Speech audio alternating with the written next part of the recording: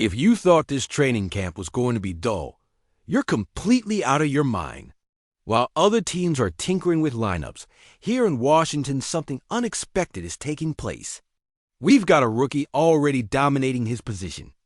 A veteran finally receiving the recognition he deserves after years of hard work. And our defensive leader revealing just how we're going to crush the competition this season. If you think you can afford to miss a single detail of what's happening in this historic moment for our organization, think again. Stay tuned because this is just the beginning. Let me tell you something that's truly exciting. Frankie Luvu reaching the 70th spot in the NFL Top 100. Do you know what this means for an undrafted free agent? I'm telling you now, it's living proof that in this organization, hard work is valued above all else. His story is absolutely incredible. Luvu jumped 22 spots from last year from 92nd to 70th. And do you know what's most incredible? This man grew up in Tafuna, American Samoa, watching this very list in other people's homes because he didn't even have cable. At his place? On the island, I used to watch the Top 100. Sometimes we didn't see it because we didn't have cable. Or sometimes I'd go to the neighbors to watch it, Luvu said in an interview with NBC Sports Washington. So I ask, isn't that exactly the kind of mindset we want in burgundy and gold? A guy who dreamed since childhood of being on that list, who had to go to others' houses to see his heroes, and never stopped working until he made it. This 8-year veteran linebacker came to us from Carolina after passing through New York as an undrafted free agent in 2018. And let me tell you, his impact was immediate. In 2024, he showed exactly why Adam Peters brought him here, to be the leadership and consistency our defense desperately needed. The moment he got the call telling him he made the Top 100 was emotional for him. I just took that moment, Luvu recalled.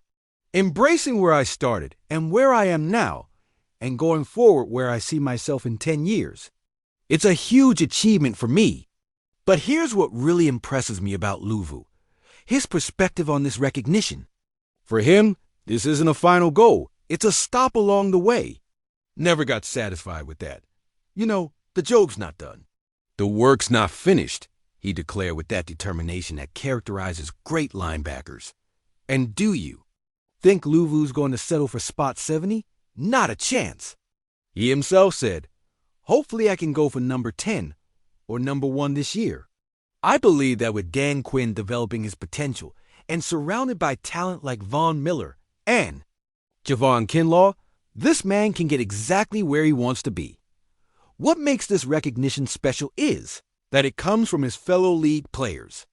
It's not journalists or analysts voting. It's the very players who face him every Sunday saying, this guy deserves to be among the best 100 in the NFL. That speaks to the respect Luvu has earned in locker rooms across the league. Luvu's path from the Jets to the Panthers and finally to Washington represents exactly what this new administration is building. A culture where merit and dedication are more important than pedigree, or where you were drafted. His rise from the 92nd to the 70th spot in just 1 year is no coincidence. It's the direct result of finding the perfect system to maximize his abilities. Do you know what I like most about this news? That Luvu understands that individual recognition means very little if it doesn't translate into team victories. And that mentality, that hunger to keep improving after receiving recognition from his league peers, that's exactly what sets good players apart from great players. Frankie Luvu represents everything that's right with the new era of the Washington Commanders. Hard work, humility, boundless ambition, and the understanding that individual success only matters when it lifts the entire team. Now, let me tell you why Darren Payne is becoming the most important voice of our defense, and why his philosophy will be key to dominating the NFC East this season. This man is preaching something that has me completely convinced. We try to outdo ourselves every day, building from day 1, day 2 to the next. Do you think this mentality is by accident? I don't think so.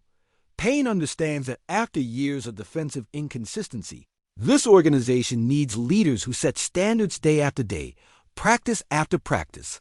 And let me tell you, the way he's talking about Jaden Daniels has me really excited. Payne's perspective on the development of our second-year quarterback is revealing. I think it's just a level of comfort. Jaden doesn't have surprises. I think he has taken even more leadership of this, as he should. The timing, the confidence he has to push his limits. So I think training camp is about pushing your limits, teaching every day. Now, I ask you, isn't this exactly what we wanted to hear about Jaden's development? That he's no longer in survival mode, but in dominance mode. Payne is witnessing firsthand how Daniels has evolved from a nervous rookie to a confident leader, and that transformation is having a domino effect on the entire defense. If we do that individually, obviously we'll grow collectively. Payne continued, establishing the philosophy guiding this defensive unit. This isn't empty rhetoric. This is a 6-year league veteran who has seen enough to know exactly what it takes to build a winning defense. But here's the really interesting part. Payne is praising Javon Kinlaw and Von Miller in a way that tells me this defensive line is going to be completely different from what we've seen in years. Man, the guys are relentless workers. Kinlaw, he's a big dude, man. Von Miller, man. It's exciting to see all those guys in the building and learn from them and how they work. The addition of Javon Kinlaw, the former first-round pick from San Francisco, represents exactly the kind of physical talent our defensive line needed. This is a 6'5", 324-pound man who, when healthy, can be absolutely dominant inside. His arrival from the 4'9" Ers brings not only talent but experience in a winning defensive system. And then there's Von Miller, the Hall of Famer in real life who came here with a specific purpose, to teach this young generation what it means to be an elite pass rusher. The way Payne talks about learning from them tells me that Miller isn't here just to rack up numbers. He's here to mentor and elevate the level of the entire unit. I'm telling you this, when an established veteran like Payne is talking about learning from new teammates, that tells me the level of talent and experience Adam Peters brought. In this year is elevating the entire unit. And do you know what that means for us fans? That we're finally going to have a defense that can compete with Dallas, Philadelphia, and New York. The competitive mindset Payne is establishing goes beyond individual stats. I'm just competing. I'm going out to compete and trying to put myself in the position I want to be on game day. Just trying to make our offensive line better and let them make me better. That last part is crucial. Payne understands that excellence in training comes from pushing your teammates to their limits. When he's working against our offensive line, he's not trying to make them look bad. He's trying to make them better. And in return, that daily competition is making him better. The philosophy of incremental improvement that Payne is preaching. We just build on the first day, second day, and then to the next day represents a fundamental cultural shift in how this defense views itself. They're not looking for an overnight magical transformation.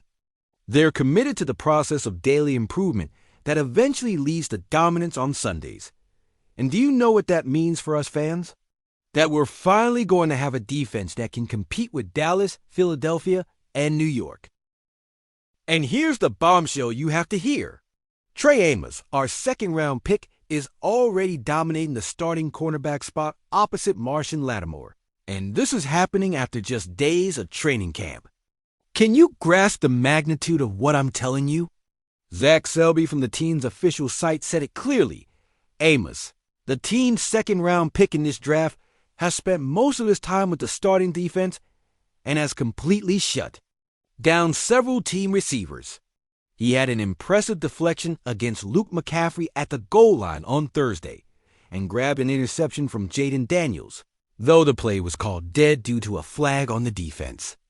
I'm telling you this, when the organization is talking about a rookie like this after 3 days of practice, it means this kid is special. But the most revealing part comes after. The Commanders had a first-round grade on Amos in the draft process, and it's easy to see why. But do you know what's the craziest part of all this? that the Commanders had Amos graded as a first-round pick during their evaluation process. The only reason he fell to the 61st spot was due to a back issue during medical examinations. But our organization doesn't believe that will affect his productive career here in Washington. The story behind Amos's selection is fascinating.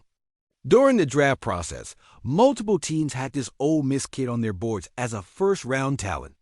His combination of size, 6 feet tall and 192 pounds, speed, and coverage instincts made him one of the most coveted cornerbacks in the class of 2025. But then came the medical exams, and a minor back issue made several teams back off. It wasn't structural. It wasn't anything requiring surgery. But in a draft where teams are extremely cautious with any medical red flag, that was enough for Amos to fall. Adam Peters and our medical staff saw a golden opportunity. They did their thorough evaluation, consulted with multiple specialists, and concluded that Amos's back issue was completely manageable and wouldn't affect his longevity in the NFL. Let me ask you, isn't this exactly the kind of value picking we expected from Adam Peters? Taking a first-round talent in the second round due to a minor medical issue our medical staff doesn't deem significant. That's called intelligence in the draft. This kid arrived with a chip on his shoulder after falling so far in the draft, and he's already proving why we were so excited when we drafted him. The plays he's making in practice aren't by chance. They're the product of years of development at Ole Miss under one of the best cornerback programs in college football. At Ole Miss, Amos regularly faced some of the best college football receivers in the SEC, facing talent from Alabama, Georgia, LSU, and other elite programs each week prepared him exactly for this moment. He's not intimidated by the level of competition in the NFL because he's already been testing himself against future professionals for years. The interception he had against Jaden Daniels in practice, though it was annulled by a penalty, shows exactly the kind of ball skills instincts that made scouts fall in love with him. It wasn't a lucky interception or a ball that just bounced into his hands. Amos read the route, anticipated the pass, and did exactly what great cornerbacks do: create turnovers when the opportunity presents itself. But the play that really has me excited was that deflection against Luke McCaffrey at the goal line. McCaffrey is a talented receiver with good hands and route knowledge, and Amos completely shut him down in a situation where cornerbacks are typically at a disadvantage. That's elite coverage against a legitimate contender. Amos's progression from OTAs to training camp has been meteoric. During the off-season program, he was already catching attention, but no one expected him to arrive at training camp and immediately establish himself as a starter. Dan Quinn and his staff don't hand out positions, especially not to rookies, especially not at cornerback where mistakes cost touchdowns. The fact that Amos is spending most of his time with the starting defense after 3 days of practice is absolutely extraordinary. That means he's not just playing well. He's playing better than veteran cornerbacks who've been in the league for years. Do you think this is coincidence? Not a chance.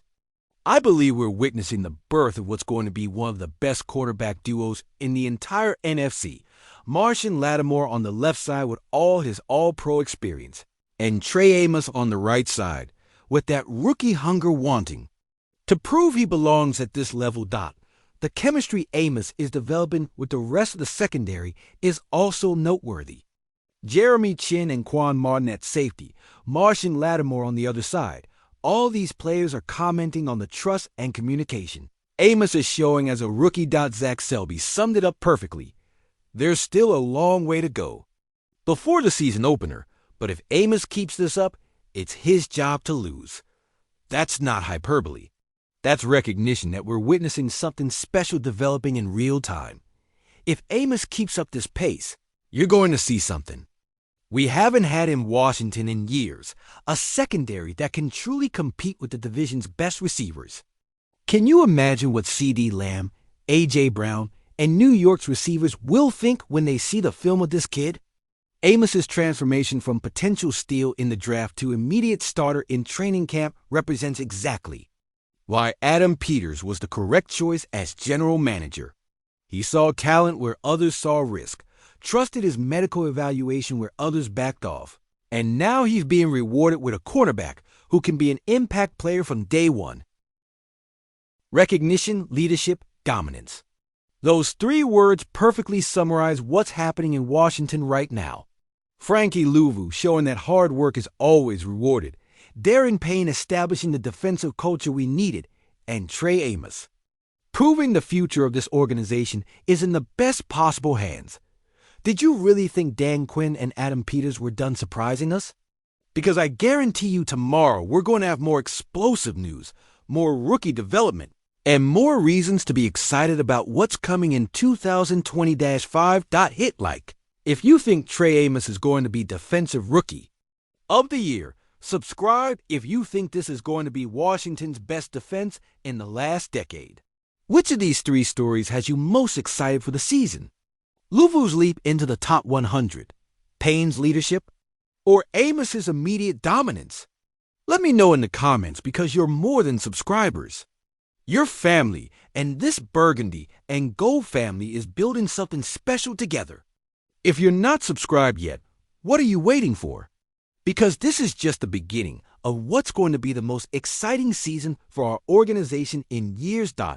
And remember, hail to the Redskins!